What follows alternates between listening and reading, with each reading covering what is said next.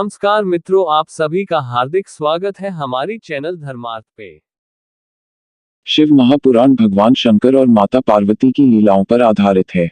शिव पुराण में शिव अवतार, पार्वती, गणेश और कार्तिकेय की कथाओं के साथ ही व्रत और त्योहार का महत्व और जीवन संबंधी अचूक उपाय का वर्णन मिलेगा। शिव पुराण शैव पंथ और उसके उपपंथों का मुख्य धर्म ग्रंथ है। आओ जानते हैं इसकी 10 रोचक बातें। 1. विचार और ज्ञान से महत्वपूर्ण कल्पना। शिव पुराण के अनुसार भगवान शिव कहते हैं कि कल्पना ज्ञान से महत्वपूर्ण है। हम जैसी कल्पना और विचार करते हैं वैसे ही हो जाते हैं। सपना भी कल्पना है। शिव ने इस आधार पर ध्यान की 112 विधियों का विकास किया। अतः अच्छी कल्पना करें। 2. एकेश्वरवाद और द्वैतवाद। और ऐसा कहते हैं कि शिव पुराण की मूल विचारधारा एकेश्वरवाद और द्वैतवाद की है, जबकि विष्णु पुराण अद्वैतवाद का समर्थन करता है। 3. शिव संहिता। शिव पुराण में ही प्रसिद्ध विदेश्वर संहिता, रुद्र संहिता, शतरुद्र संहिता, कोटिरुद्र संहिता, उमा संहिता, कैलाश संहिता, वायु संहिता पूर्व भाग और वायु संहिता उत्तर भाग है, जिसे पढ़ने का बहुत ही महत्व है। शिव पुराण की संहिताओं में शिव के रूप, कार्य, अवतार आदि की महिमा के वर्णन के साथ ही ब्रह्मांड तत्व का ज्ञान मिलता है। 4. शिव की महिमा। शिव मृत्यु के देवता हैं, संहारक हैं, वैरागी और योगी हैं। इसीलिए दोनों ही पुराण में अलग अलग विषयों को समेटा गया है। शिव पुराण में शिव सबसे महान है। शिव जी को केंद्र में रखकर सृष्टि, उत्पत्ति, पालन और संहार के ज्ञान के साथ ही मनुष्य के धर्म कर्म को समझाया गया है।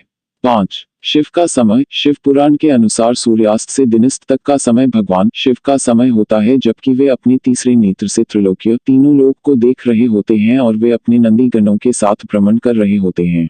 इस समय व्यक्ति यदि कटु वचन कहता है, कलह क्रोध करता है, सहवास करता है, भोजन करता है, यात्रा करता है या कोई पाप कर्म करता है तो उसका घोर रहित होता है। 6. शिवरात्रि या महाशिवरात्रि। शिव पुराण के अनुसार शिवरात्रि और महाशिवरात्रि का व्रत करने से व्यक्ति को भोग एवं मोक्ष दोनों ही प्राप्त होते हैं और महान पुण्य की प्राप्ति होती है। पुण्य कर्मों से भाग्य उदय होता है और व्यक्ति सुख पाता है। 7. खुद ले जिम्मेदारी। शिव पुराण के अनुसार कोई भी कार्य या कर्म करते वक्त व्यक्ति को खुद का साक्षी या गवाह बनना चाहिए कि वह क्या कर रहा है। अच्छा या बुरा सभी के लिए वही खुद जिम्मेदार होता है। उसे यह कभी भी नहीं सोचना चाहिए कि उसके कामों को कोई नहीं देख रहा है।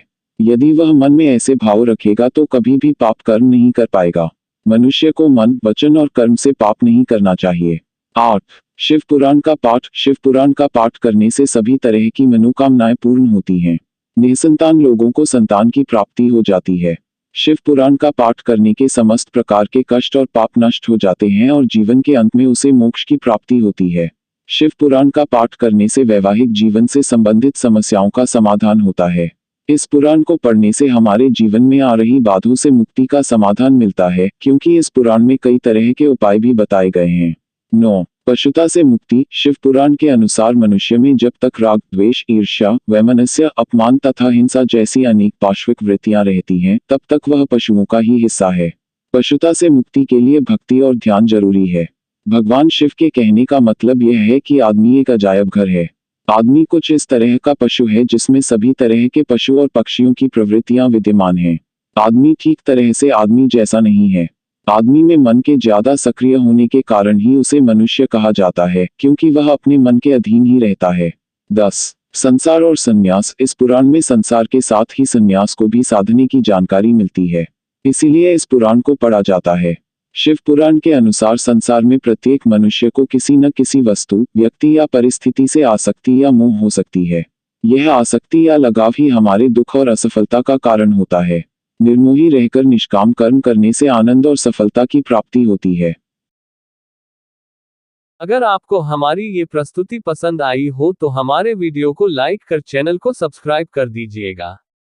अगर हमसे इस वीडियो में कोई भी भूल या गलती हुई हो तो हम आपसे क्षमा मांग रहे हैं, कृपया हमें क्षमा कर दीजिएगा।